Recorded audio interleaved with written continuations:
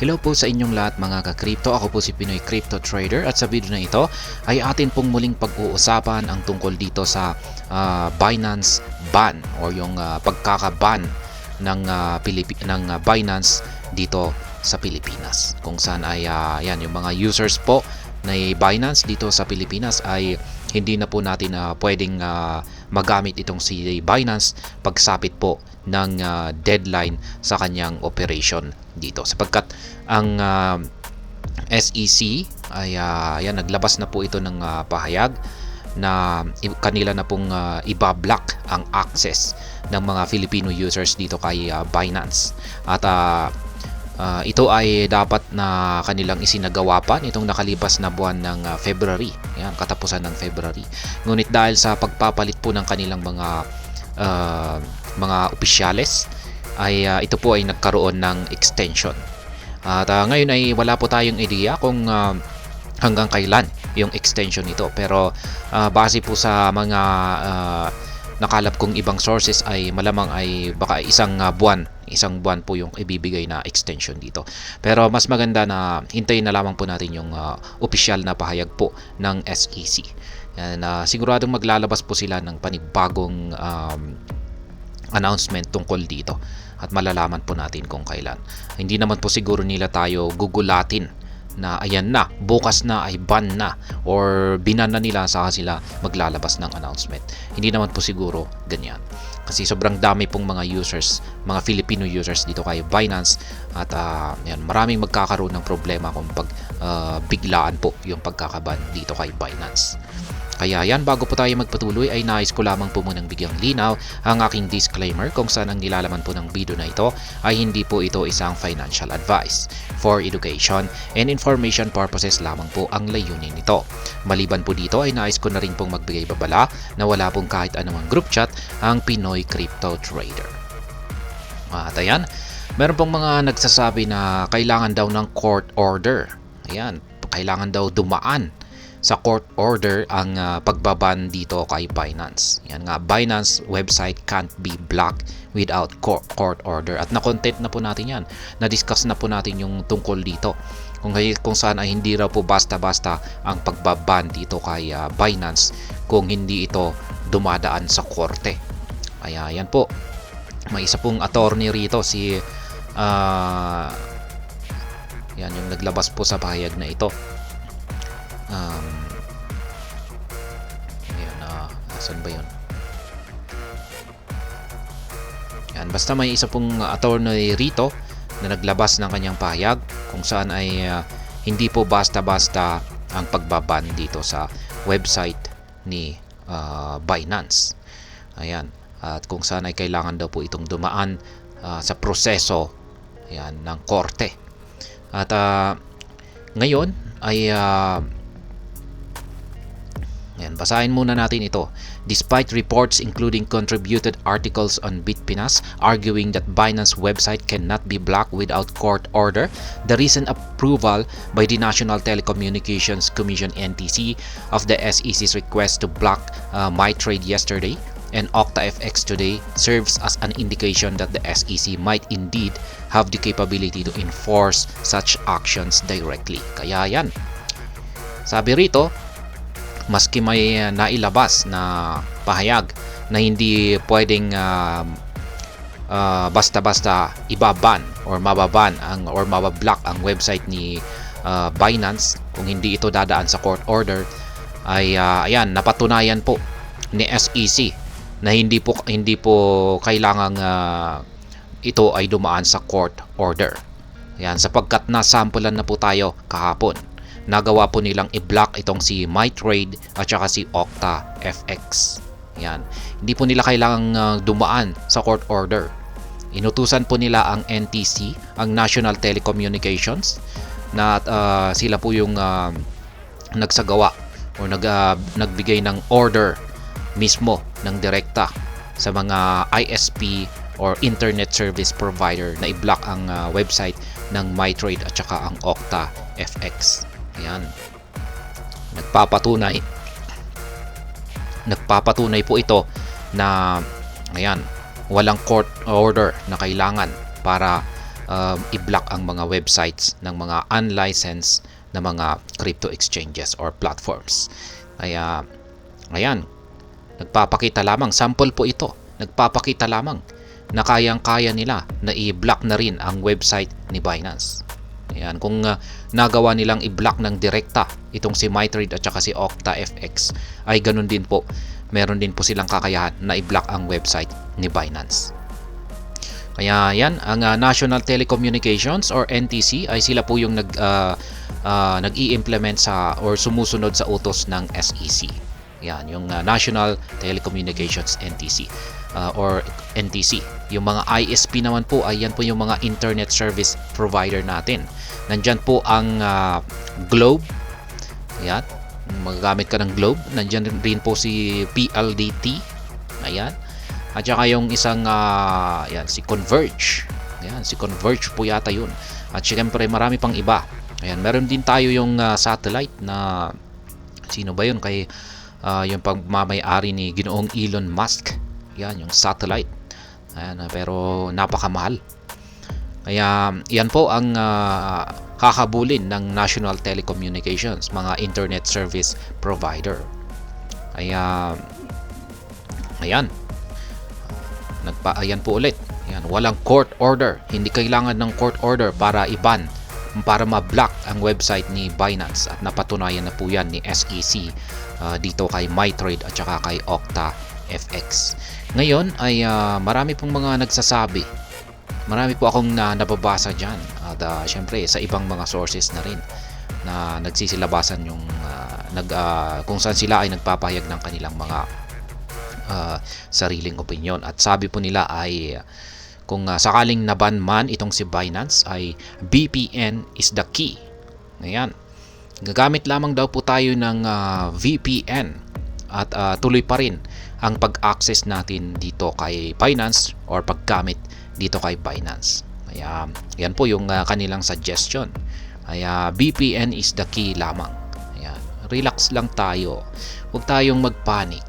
Ma-access pa naman po natin si Binance gamit ang VPN. Ganyan lamang po kasimple ang solusyon dyan. Yan po ang sinasabi ng iba dyan na nababasa ko. Kaya ayan, para yan po ang ating pinaka topic dito sa video na ito. Kung VPN nga ba ang solusyon dito, at patuloy kung saan ay patuloy nating magagamit si Binance maski blinak ito dito sa ating bansa. Kaya ayan, ako po ay nagbasa, pinasa ko po yung kanilang terms of conditions or terms of use dito mismo kay Binance. Ayan, mahaba po yan. Ngayon ay binasa ko po talaga itong mabuti, at wala po silang information dito sa kanilang tungkol po rito sa VPN. Yan, yung paggamit ng VPN. At wala po akong nakita na talagang ipinagbabawal nila ang paggamit ng VPN. Yan, ibig sabihin ay parang okay lang po sa kanila. Medyo komplikado po kasi, medyo sophisticated yung topic sa paggamit ng VPN dito kay Binance. Parang allowed siya na bawal. At yan po ang ipapaliwanag natin ng mabuti or malinaw dito. Yan, kasi yung paggamit po kasi ng VPN ay mas na-protektahan po natin yung ating mga information, yung ating mga login information. Kasi kung pag naggumagamit tayo ng VPN ay mas nai-encrypt po yung traffic natin. Ayan, kaya mas mahirap pong ma-intercept ng mga hackers yung ating pag-access sa mga iba't ibang mga websites. Kaya ayan, yan po ang benefits ng VPN. Ngayon ay masasabi kong ayan, meron pa akong nakita rito na ayan, gusto kong basahin natin dito. Ayan, Binance said users should not use a VPN to access the exchange. This could lead to the suspension of their accounts. Ayan, mismong sinabi po ng Binance na bawal pong gumamit ng VPN para i-access ang exchange, ang kanilang platform. Sapagkat posible raw po ito, this could lead to suspension of their accounts. Pwede pong masuspendi yung account natin dito. Kasi marami pong ganyan po kasi yung ginagamit ng maraming mga users sa ibang mga bansa. Kasi marami rin pong mga exchanges ang nagre-restrict or hindi po allowed yung ibang mga bansa na i-access or gamitin ito. Katulad na lamang po yung mga katulad na lamang po sa bansang India. Mahigpit po kasi sa bansang India, mahigpit po kasi ang kanilang gobyerno or batas pagdating po sa mga crypto exchanges. Kaya sa bansang India ay ban po ang Binance, KuCoin at saka si Mexi. Kaya yung ginagawa po ng mga tao sa bansang India ay gumagamit po sila ng VPN para i-access ang mga exchanges na ito. Pero meron pong Binance customer support dito ang tinanong ng isa sa mga isa po siguro sa mga gumagamit ng VPN, at ang sagot naman po ng Binance customer support dito ay hindi po nila sinasuggest ang paggamit ng VPN sapagkat meron daw pong system itong si Binance na maaring i-detect or at saka i-consider yung ating VPN access na ito bilang suspicious. At kung pag nangyari ito ay posibleng ito po ang siyang magiging dahilan para masuspende ang ating account. At kaya hindi po recommended ang paggamit ng VPN. Kaya sa mga nagsasabing VPN is the key ay medyo risky po. Siyempre meron namang talagang nakaka-access dito gamit ang VPN. Pero yung account po natin ay risky. Kasi hindi natin alam, baka biglang darating ang isang araw ay biglang na-ban yung ating account dahil sa paggamit ng VPN. Kaya napaka-risky kung pag gumagamit po tayo ng VPN sa pag-access dito kay Binance. Kaya delikado na rin. Kaya sa madaling salita ay delikado na rin ang paggamit ng VPN. At ang dagdag ko pa rito ay ang Binance ay meron po talaga kasi silang restriction sa mga ibang mga bansa. Yung mga restriction, kaya nga pinagbabawal nila na ang mga ibang bansa or yung mga users mula sa ibang bansa na gamitin ang Binance, kasi sumisunod lamang po sila sa patakaran or meron sa kanilang nasasakupan na jurisdictions. Kaya marami pong mga restricted na mga bansa dito kay Binance. At ngayon ay mukhang maisasama po tayo dito sa kanyang geo restrictions na ito. Kasama po yung India. Mapapabilang po tayo dyan sa kanilang listahan sa mga restricted. Ngayon kung pag wala po tayo sa restrictions, sabihin natin ay wala po tayo sa restricted na restricted na mga bansa, tapos gumagamit po tayo ng VPN, ay yan po siguro yung allowed, or pwede, ina-allow po siguro nila yan. Pero kung kabilang po tayo sa restricted na country or bansa, katulad po ng siguro tapos gagamit tayo ng VPN para i-access ito, ay yan po yung bawal. Kaya nga pinagbabawal nila na gamitin ito ng isang bansa katulad ng India, tapos gagamit ka ng VPN para magamit mo ito. Kung pag na-detect nila yan ay talagang bawal po yan sa kanilang patakaran or rules. Kaya at ang isa pang kanilang ginagamit dito na pang-detect ay yung KYC. Yung kanilang know your customer. Know your customer, yung KYC, kung saan ay kailangan po nating mag-submit ng ating ID. Para tayo ay ma-verified. Kasi kung pag hindi po tayo nagdumaan sa KYC, ay yung ating account ay limited. Meron lamang po tayong limited access dito at hindi po natin magagamit yung full potential nito or lahat ng features nito, kaya kailangan po nating i-KYC yan. Ngayon kung pag sinubmit mo natin yung ID natin, ay dyan po nila mako-confirm or makikita kung ano or kung saan po tayo bansa. Okay, kung saang bansa po tayo naka-reside or naninirahan. Ayan, kaya alam po nila na nasa bansang Pilipinas, na nasa Pilipinas po tayo.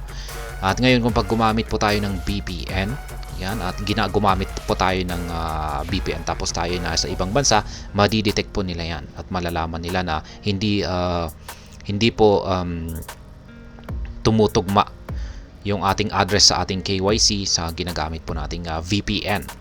Ngayon ay meron po silang system, madidetect po yan at pwede pong ma-interpret niya na ito na na-hack yung account natin. Ayan, malamang ay hinak ng foreigner. Yun pala ay gumagamit tayo ng VPN na mula sa ibang bansa. Yan, ngayon ay pagkakamalan ito na baka na-hack yung account natin kasi biglang na-access sa ibang bansa. Ngayon ay yung system ni Binance ay posibleng i-freeze po niya yung account natin at ito ay mailalak at mahirap po yan. Kailangan po nating kontakin yung ating mga yung mga customer support. Ayan, yung kanilang technical support para muling ma-unlock ito. At saka syempre, yan po ay nakakaabala. Kasi hindi po kailangan po nating maghintay yan na maproseso ito at yan hindi pa naman ganyan kabilis yung kanilang technical support. Kaya ayan, yan po ang masasabi ko rito sa paggamit ng VPN. Yan, hindi po yan, sa mga nagsasabing VPN is the key ay masasabi kong hindi po yan ang solusyon dito. Baka mas lalong magkakaproblema pa tayo or magkakaroon po tayo ng issue dito. Ayan. Ayan. Yan ang tungkol po rito sa paggamit ng VPN dito kay Binance. At ayan pong muli, napatunayan ni SEC na kayang-kaya niyang mag-block ng mga unlicensed na mga crypto exchanges dito sa Pilipinas nang hindi nangangailangan na dumaan sa court order. At ayan, hanggang dito na lamang po tayo sa video na ito. Sana po ay inyong nagustuhan ang aking paliwanag dito. Kung inyo po itong nagustuhan ay pag-click lamang po ang like button nito. Para naman po sa mga bago lamang dito, kayo po ay aking inaanyayahan para mag-subscribe. Pag-click na rin po ang bell icon nito dahil ito po ang siya magsisilbing notification nito sa mga bago kong videos na akin pong ina-upload sa aking YouTube channel na ito. Marami pong salamat sa panonood, ingat po tayo lagi at God bless po sa ating lahat.